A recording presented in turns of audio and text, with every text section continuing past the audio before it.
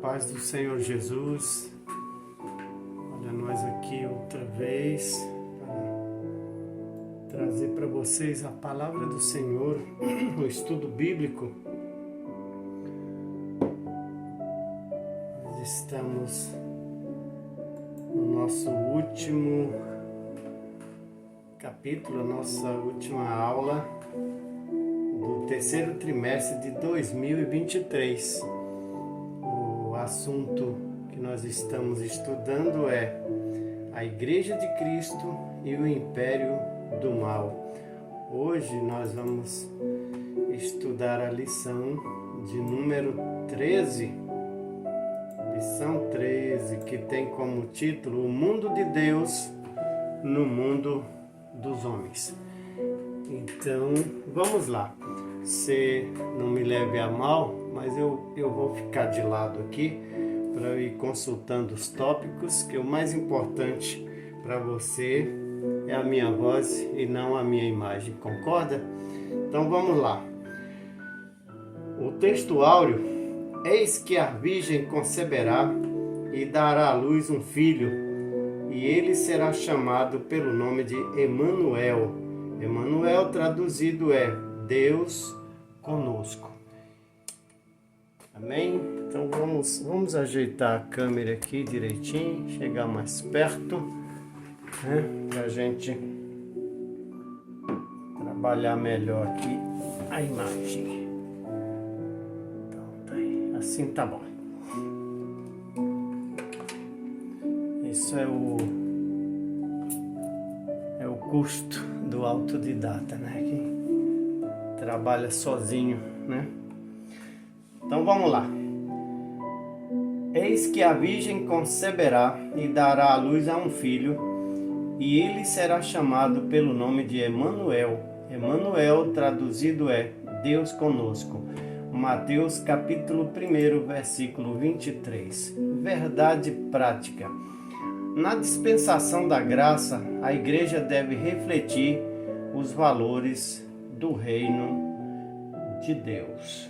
Na dispensação da graça, a igreja deve refletir os valores do reino de Deus no mundo. Você entendeu? A igreja, ela está na sua dispensação, que é a dispensação da graça, ou a dispensação do Espírito, né? Para quê? Para refletir os valores do reino de Deus nesse mundo. Então você fique sabendo que a sua missão aqui na Terra é trazer as mensagens, trazer aquilo que Deus separou, que Deus proveu para a humanidade. Então nós somos embaixadores do reino de Deus. Vamos lá. Quem estudou a lição durante a semana e viu os tópicos de segunda a sábado, então nós tivemos em Romanos 5:12, 18, 19, o pecado entrou no mundo por Adão, mas pela pessoa de Cristo veio a salvação. Na terça-feira você viu a mensagem do reino de Deus tem um forte apelo ao arrependimento. Mateus 3, 2 e 9, 13. E na quarta-feira, os filhos do reino devem expressar os valores cristãos no dia a dia. Efésios 5, 8. E na quinta-feira, a expiação de Cristo libertou o homem da maldição da lei. Nós estamos aí em Gálatas 3:13 e Colossenses 1:13. A expiação de Cristo libertou o homem da maldição da lei. E na sexta-feira, Efésios 1:6 e 12, 14, Efésios capítulo 1, versículos 6, 12 e 14, diz assim: a remissão de pecados para o louvor e glória de Deus. Então, os nossos pecados, eles são remidos para que o nome do Senhor seja glorificado. E finalmente no sábado você estudou em 2 Pedro 2, 12 a 14, os que não obedecem ao Evangelho estão debaixo da maldição, para que você entenda melhor. Hoje, quem está sob maldição não é mais quem não está debaixo da lei, sim quem não está debaixo da graça. Porque a graça, ela resume a lei. Se você está debaixo da graça, você está dentro do reino. E se você está dentro do reino, você já automaticamente obedece. Você serve a Deus. E o reino de Deus, ele consiste em trazer as pessoas para o contexto divino, trazer o ser humano, trazer o homem, a mulher, as pessoas de um modo geral, para dentro do contexto divino. E quando Jesus falou dos mandamentos, ele foi questionado sobre os mandamentos. Então nós vemos que Jesus, ele atestou, ele rubricou o primeiro mandamento: amarás ao Senhor teu Deus de toda a tua força, de toda a tua alma, de todo o teu coração, toda a intensidade. E dentro desse mandamento também está: não terás outros deuses diante de mim, diz o Senhor. E o segundo e maior mandamento: amarás ao teu próximo como a ti mesmo. E foi também ratificado, rubricado o quarto mandamento: honra o teu pai e a tua mãe, para que te vá bem e sejas de longa vida sobre a terra que o Senhor teu Deus te dá. Então a graça está nesse tripé: amar ao Senhor Deus com toda a tua força, amar ao próximo como a ti mesmo, respeitar e honrar pai e mãe. Quem não tropeça em um desses três mandamentos, ele vai estar cumprindo todos os demais, porque nisso se resume a graça do Senhor Jesus. Então vamos lá. O nosso tema de hoje: o mundo de Deus no mundo dos homens. Como pode ser isso?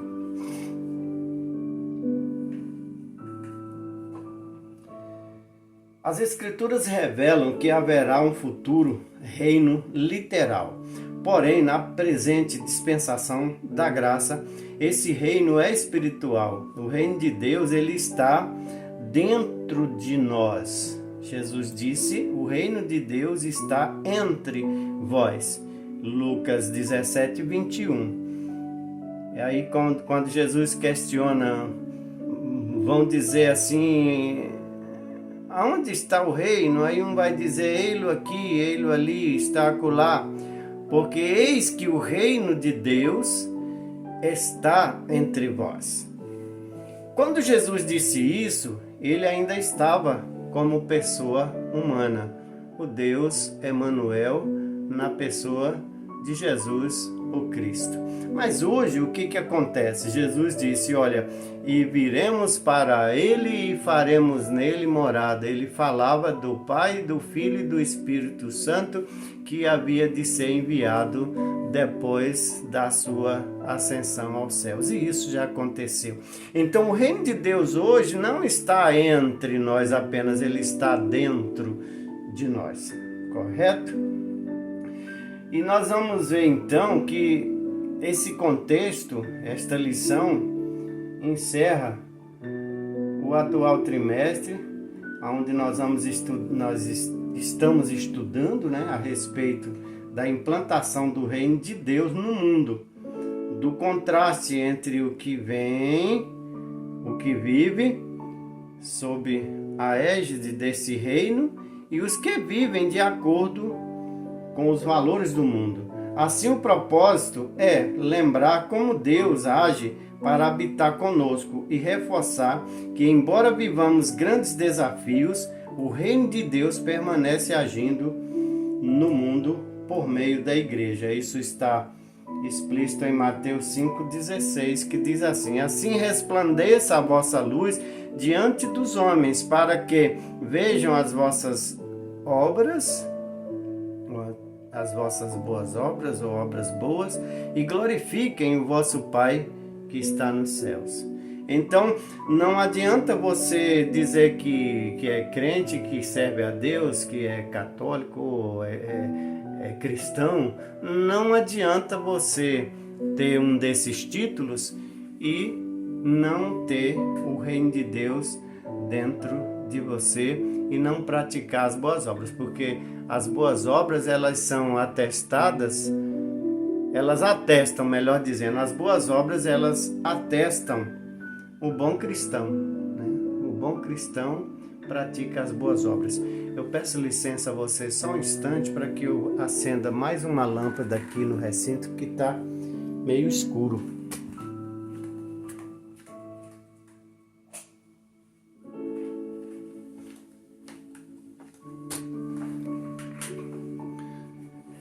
Acho que não melhorou muito não, mas tá bom.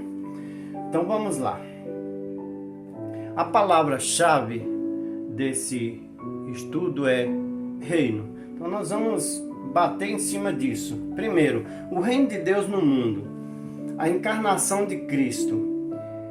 Nós vemos aqui que o Senhor Jesus, ele nasceu com base em várias profecias, né? A profecia messiânica, principalmente, se cumpriu a profecia de Isaías, né? Que está lá em Isaías 7,14.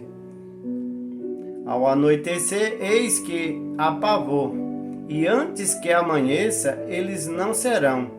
Esta é a parte daqueles que nos despojam, e a sorte daqueles que nos saqueiam. Eu acredito que nós marcamos aqui o contexto errado. Vamos voltar aqui. Perdoem-me pelo lapso, é porque foi marcado errado aqui no contexto. Mateus 1, 21 e 22 diz assim: e ela dará luz a um filho, e lhe porás o nome de Jesus, porque ele salvará o seu povo dos seus pecados. Tudo isso aconteceu para que se cumprisse o que foi dito da parte do Senhor pelo profeta, que disse: eis que a virgem conceberá e dará à luz um filho, e ele será chamado pelo nome de Emanuel, que traduzido é Deus conosco. Então é isso. Aí nós vamos ver que esse evento se deu na concepção de Nosso Senhor pelo Espírito Santo no ventre de uma virgem, Maria. Os evangelhos falam, todos os evangelhos falam a respeito de Maria, e esse filho que veio é filho do Altíssimo. Quando o anjo falou com Maria, ele disse assim: este será grande e será chamado Filho do Altíssimo, e o Senhor Deus lhe dará o trono de Davi, seu pai. Então a questão aqui é reino. Se tem reino, tem trono. E o trono que foi prometido que se perpetuasse é o trono de Davi. E Jesus é o seu filho último, é o caçula de Davi, mas é o primogênito de Deus. Ou melhor dizendo, é o unigênito de Deus. E que o Verbo se fez carne e habitou entre nós, João 1,14. Ou seja, o nosso Senhor é o Emanuel, o Deus conosco, Mateus 1,23. Assim, no tempo determinado, Cristo se fez homem, Gálatas 4,4. De modo que ele participou da nossa natureza para expiar os nossos pecados. Está em Hebreus 2,14 ao 18. Segundo ponto, a mensagem do reino. Primeiro nós vimos a encarnação de Cristo, agora veremos a mensagem do reino. Qual é a mensagem do reino? Após a tentação no deserto, o nosso Senhor deu início ao seu ministério. Desde então, começou Jesus a pregar e a dizer: arrependei-vos, porque é chegado o reino dos céus. Mateus 4,17. Então, enquanto Jesus estava aqui na terra, o reino dos céus era ele próprio. O reino de Deus estava com o Cristo. Aí quando o Cristo morreu, que ressuscitou e foi assunto aos céus, então o reino de Deus retornou para nós na pessoa do Espírito Santo de Deus, porque Jesus disse: o Espírito da verdade que o Pai enviará, e ele vos dará do que é meu, e ele vai concluir a minha obra. E o Espírito está trabalhando nisso até hoje. Esse reino agora é espiritual. Nós estamos dentro do reino de Deus e o reino de Deus está dentro de nós, no ponto de vista espiritual. Mesmo que você esteja vivendo em um país democrático, em um país que não seja democrático, se você vive num reinado, num principado, não importa. Se você tem Jesus na sua vida, você vive um reino espiritual. E o terceiro ponto, os valores do reino. Quais são esses valores? No Sermão do Monte, Cristo revela a ética e a moral do reino, onde ele destaca o necessário controle da ira. A pessoa que está no reino de Deus, ele é ético, e a ética não lhe permite irar-se. Ouviste que foi dito aos antigos: não matarás, mas qualquer que matar o seu será réu de juízo. Eu, porém, vos digo que aquele que, por qualquer motivo ou sem motivo, se encolerizar ou se enraivecer, se irar contra o seu irmão, este será réu de juízo. E qualquer que chamar o seu irmão de raca, será réu do sinédrio. E qualquer que lhe chamar de louco, será réu do fogo do inferno. Ou seja, estas palavras, elas nos deixam numa situação muito difícil. Nós temos a obrigação, temos o dever de amar e temos também o dever de fugir da ira, de não dar lugar à ira, mas praticar o amor. E a gente também, dentro desse reino, um dos valores é a fuga da imoralidade. Nós não podemos, como cristãos, estar dentro do contexto da imoralidade. Ouviste que foi dito aos antigos: não cometerás adultério. Eu, porém, vos digo que qualquer que atentar numa mulher para a cobiçar, já em seu coração cometeu adultério com ela. Isso vale para a mulher. Jesus Cristo sempre usou as palavras, a Bíblia sempre ela se refere ao ser humano como um todo. Então, como diz vulgarmente aí no mundo, pau que dá em Chico, deve dar em Francisco. Então, se ao homem não é permitido cobiçar a mulher também não é permitido cobiçar ao homem. Esses são valores bíblicos que são inegociáveis. O casamento é indissolúvel. Nós temos aqui uma das maiores polêmicas do século. Eu não vou adentrar neste assunto, mas a palavra de Deus diz que aquilo que Deus uniu não separe o homem. E que o homem não deve deixar sua esposa e a esposa não deve deixar o seu marido. Mas isto é assunto para outra oportunidade. A honestidade no falar. Nós devemos ser honestos, falar só aquilo que é verdade. Mesmo que a nossa resposta seja não, ela tem que ser verdadeira. Eu não posso dizer sim para te agradar. Eu tenho que dizer sim quando a resposta é sim. e eu tenho que dizer não quando ela é não, mesmo que você não goste. E ainda que você também não goste, quando a resposta é verdadeira, eu tenho que dizer sim. Outro valor, não reivindicar as ofensas. Jesus, ele falou aqui meio que, eu acredito que isso deve ser uma grande metáfora, né? Quando ele disse que se alguém bater na sua face, você vira outra, ou ele estava falando no sentido figurado, ou ele está disposto a dar muita fé para mim, inclusive, né? Mas, assim, o que está na palavra de Deus é para ser cumprido, né? Eu ainda não tive essa oportunidade, espero não viver essa experiência de levar um tapa na cara e ter que oferecer a outra, mas do sentido figurado, sim. Eu já passei por situações onde eu estava totalmente correto, eu estava dentro da verdade e eu fui desmentido, eu fui acusado falsamente e eu não tive como me defender. E eu não fui atrás da justiça e do juízo, eu entreguei nas mãos de Deus e quando isso eu fiz, foi bom. Bom, a esmola e a oração e o jejum são coisas que nós devemos praticar. A esmola, a oração e o jejum. Mas deve partir de um coração sincero. Se o nosso coração não for sincero, isso não tem valor. O Senhor Deus não recebe. Você pode conferir lá em Mateus 6, o 1, o 5 e o 16. Também você não pode julgar as pessoas.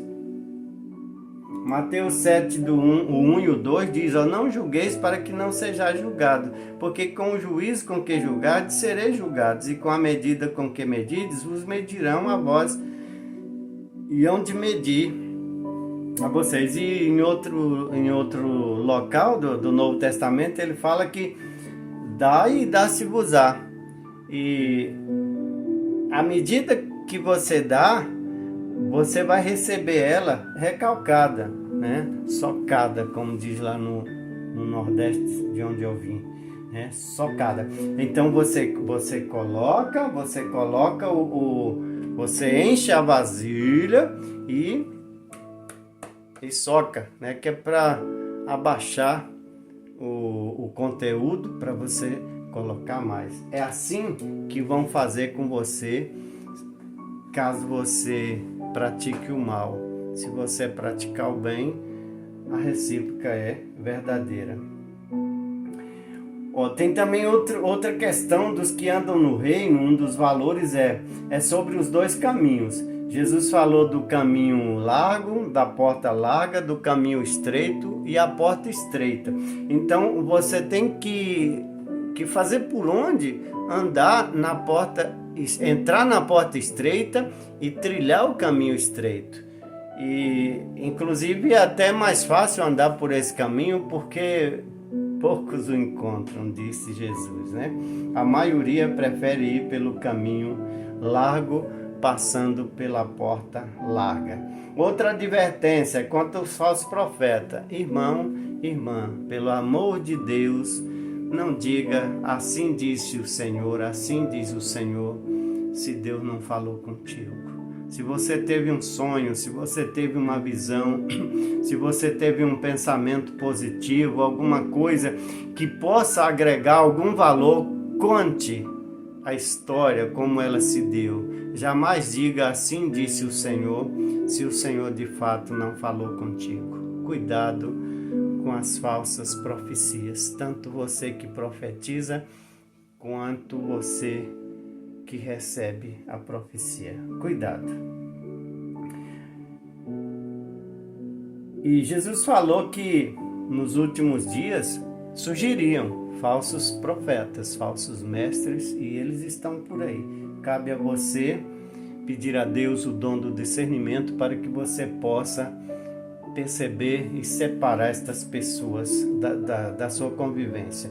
Você também não tem o direito de confrontar o profeta, bater de frente com o profeta. Você tem o direito de julgar a profecia e colocá-la à luz da Bíblia, mas isso ficará para você.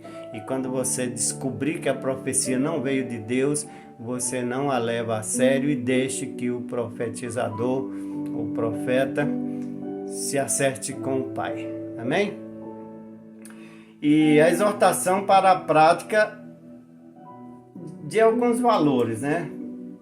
São as boas obras, você não falar mal do irmão, você não divulgar notícia falsa. No reino de Deus, tudo é real, tudo é cristalino, tudo é transparente, né?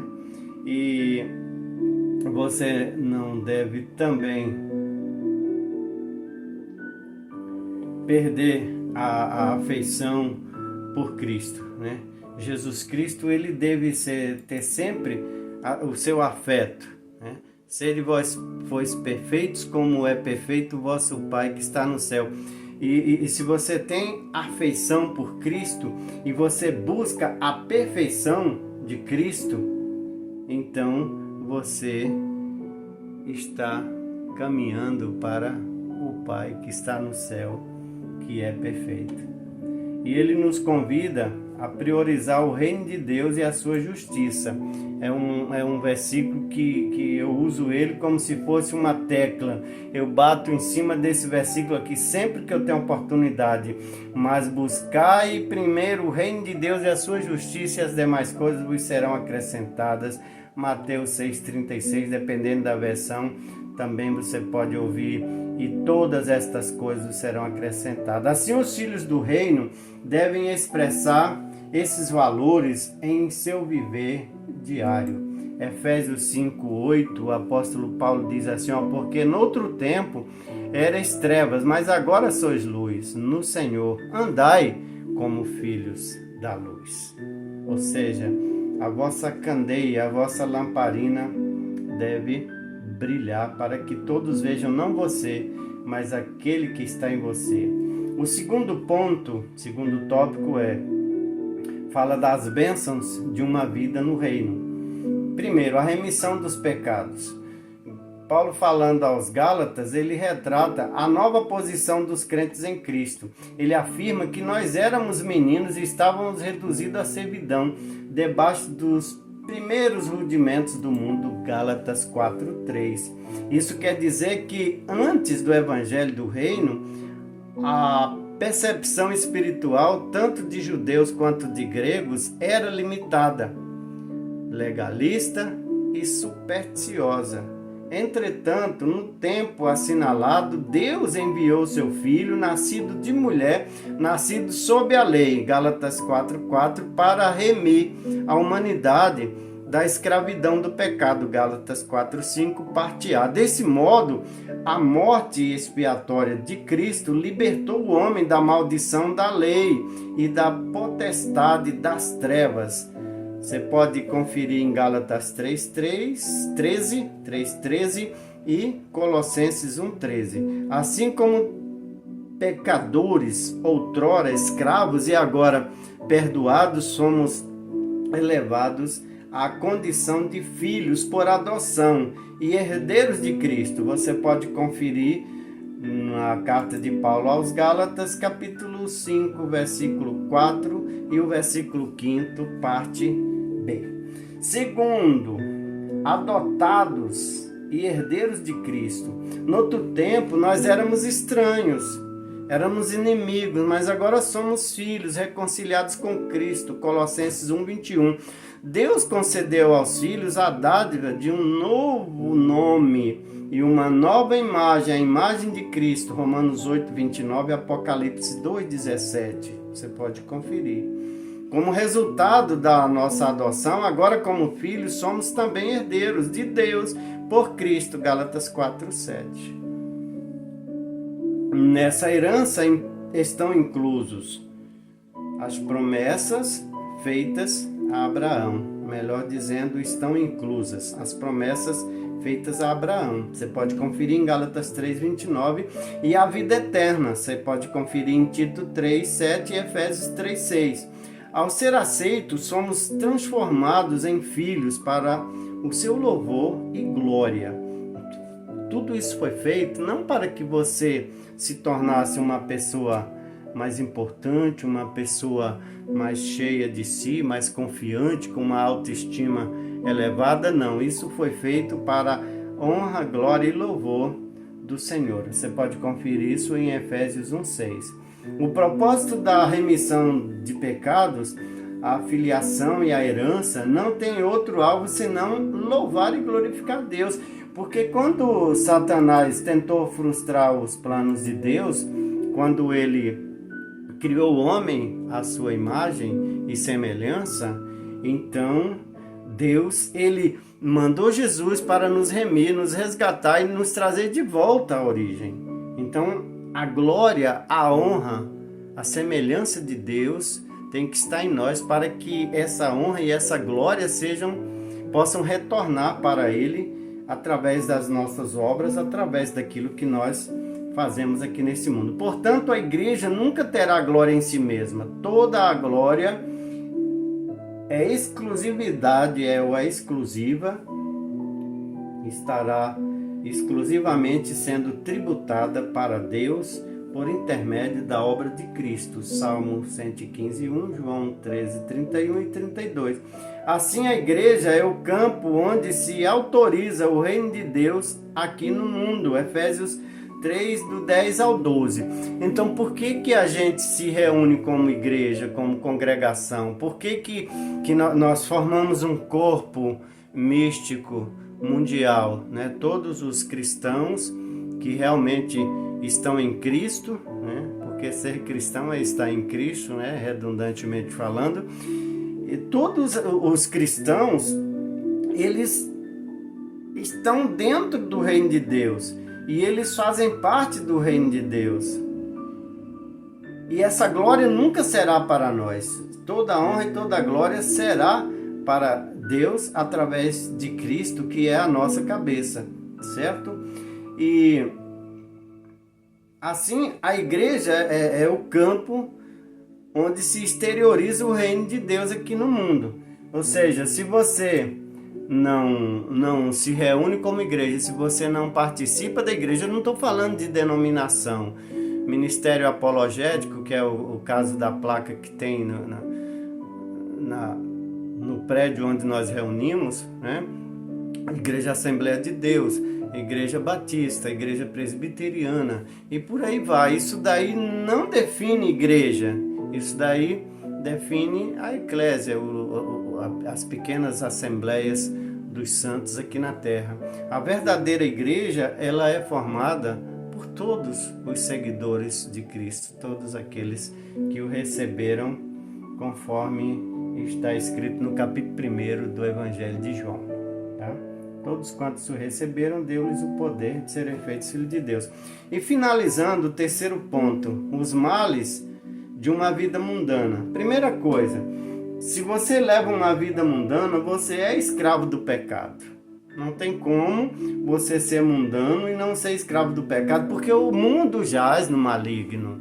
E a tendência do mundo é pecar. Quanto mais eles pecam, mais eles se divertem. Esta é a teoria dos filhos das trevas. Então a Bíblia ela assevera que aquele que comete pecado é escravo do pecado. João 8,34. Isso significa que o ser humano é escravo daquilo que o controla, 2 Pedro 2,19. Ou seja, se você vive no domínio, no controle do Espírito Santo de Deus, então você é servo de Deus. Agora, se você vive no pecado, na prática do pecado, você é escravo do pecado. Você é escravo do pai do pecado, que é Satanás, certo? Pois o pecado torna o homem incapaz de aceitar a palavra de Deus. João 8,43. Além disso, a soberba o impede de reconhecer a própria escravidão. João 9,41. Subjugado pela carne, o pecador se entrega à desonestidade, às injustiças, às glutonarias, a ingestão desordenada de álcool, né, a nicotina e demais vícios, são vários. Paulo aos Romanos, ele detalha sobre isso aqui, né? Paulo aos Romanos, Romanos 13:13. Então, esse é o retrato de uma vida miserável, sem paz de espírito, que trilha o caminho das trevas e necessita de urgente libertação. Nós vamos ver isso lá em João 8:36. Se, pois, o Filho vos libertar, verdadeiramente sereis livres. E o segundo ponto do terceiro tópico é: filhos da ira e da condenação eterna. As Escrituras enfatizam que os homens escravizados pelos desejos e pensamentos da carne são, por natureza, filhos da ira. Isso Paulo falou para a igreja de Éfeso, né? Que tem pessoas que são, por natureza, filhos da ira. Efésios 2:3, você pode conferir. E isso refere-se à inclinação em satisfazer as paixões e praticar o mal inerente ao homem não regenerado. Ou seja, quando você tem uma tendência muito grande para praticar as obras da carne, as obras do homem não regenerado, então você é uma pessoa que está escravizada. Você é filho da ira se você anda dessa forma. Você pode conferir também essa outra parte, né? Em Gálatas, aliás, em Gênesis 6:5. Foi quando Deus viu que a raça humana realmente estava cheia de maldade, então foi quando ele escolheu Noé para resgatar um povo escolhido e exterminar um povo que não fazia parte do seu propósito, um povo que andava em disformidade com aquilo que Deus predestinou, que Deus pensou, que Deus imaginou para estas pessoas. As inclinações carnais, a impureza, a avareza, a idolatria, entre outros, resultam na ira de Deus sobre os filhos da desobediência. Efésios 5:3-6. Por isso, nosso Senhor ensinou que aquele que não crê já está condenado. João 3:18, parte B. Quem não entrega a sua vida ao Senhor é condenado porque se recusa a crer no nome do unigênito Filho de Deus. João 3:18, parte C. Assim, o pecado da incredulidade é o clímax da rebeldia, que resiste à salvação ofertada em Cristo. Lucas 7:30, Atos 7:51. Assim sendo, somos exortados àquele, porém, que perseverar até o fim, este será salvo. Mateus 24:13, edição revista e atualizada. Conclusão. Os judeus aguardavam um reino literal para libertá-los da opressão política, social e econômica. Cristo os corrigiu e afirmou que o reino de Deus não vem por aparência exterior. Lucas 17:20. Isto é, não seria terreno, mas espiritual. O reino literal ainda será implantado.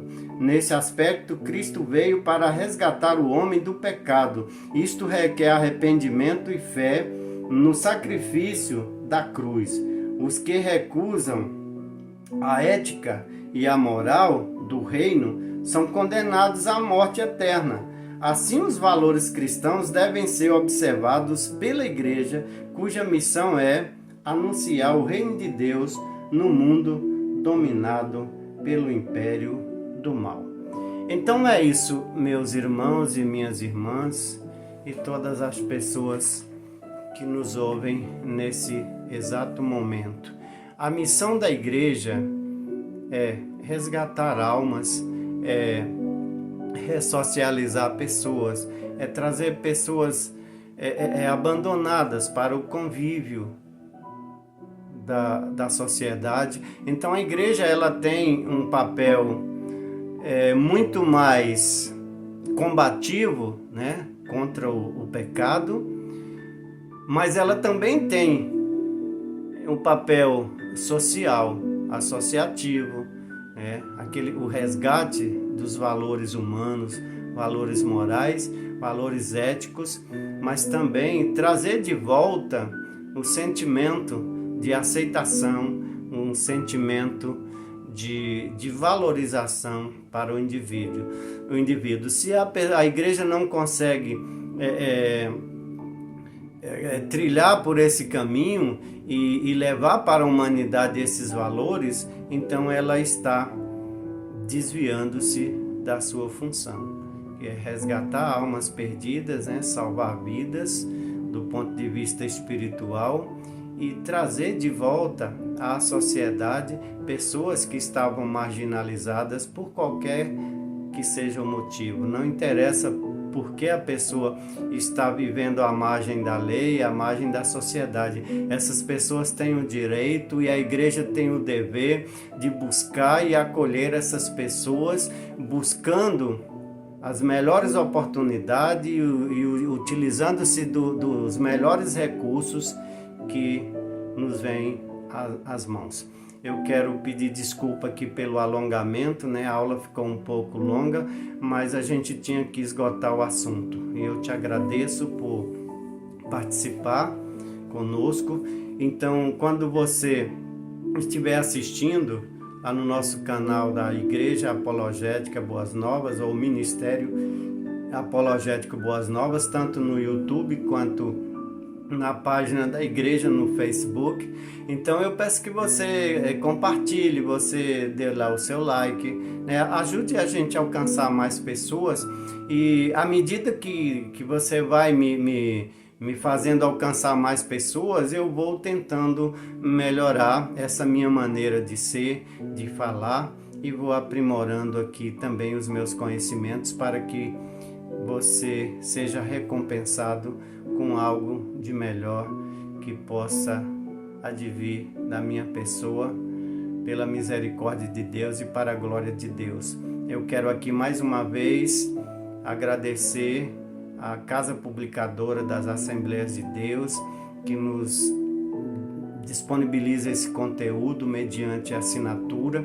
Se você quer ter esse conteúdo na íntegra, então você procura lá a Casa Publicadora das Assembleias de Deus, tem no site. Então você digita lá CPAD. Se você pesquisar por CPAD, Escola Dominical ou Escola Bíblica, você vai encontrar esse conteúdo. Você que é professor vai poder também estar assinando esse conteúdo, assim como eu faço, para que você tenha todos os recursos às suas mãos. Eu te agradeço por estar comigo até o momento e me despeço de você com a paz do Senhor Jesus, desejando a todos vocês uma vida santa e próspera na presença de Deus. Shalom Adonai.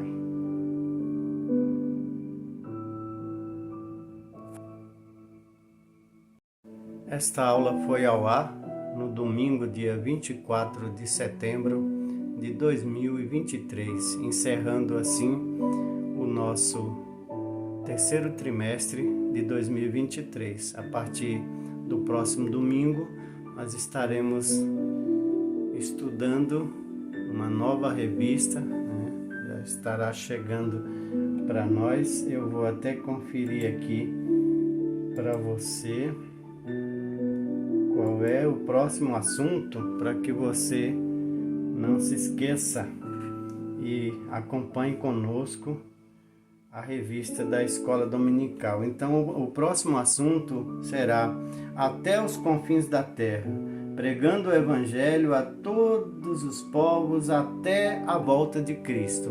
Então, será um assunto muito bom. Eu espero contar contigo.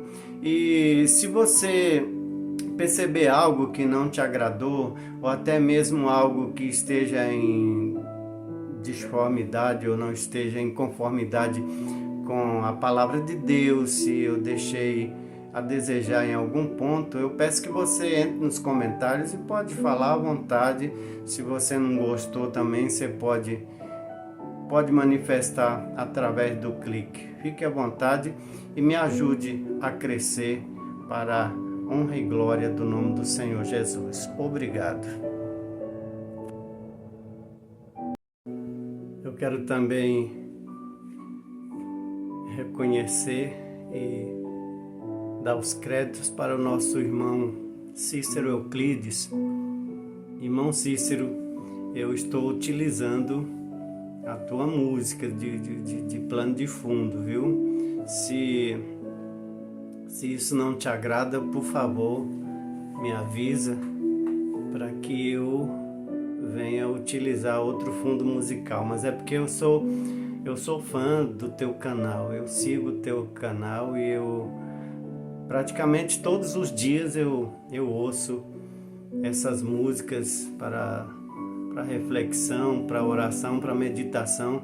É uma bênção, viu? Só Deus sabe o quanto você ajuda as pessoas. Eu fico grato e quero aqui dar os créditos para o irmão Cícero Euclides, que tem o seu canal no YouTube. Muito obrigado. Se você me permitir que eu continue utilizando, eu farei isso. Se não, é só me avisar que eu vou respeitar o seu direito. Amém, meu irmão? Que Deus te abençoe. E a todos os irmãos, visitem lá o canal do nosso irmão Cícero Euclides, que você vai ter música ambiente, música para meditação, música para oração, até para quando você for pregar, você colocar aquele fundo musical maravilhoso. Vai lá, entra lá no YouTube, no canal do nosso irmão Cícero Euclides. Obrigado, que Deus abençoe.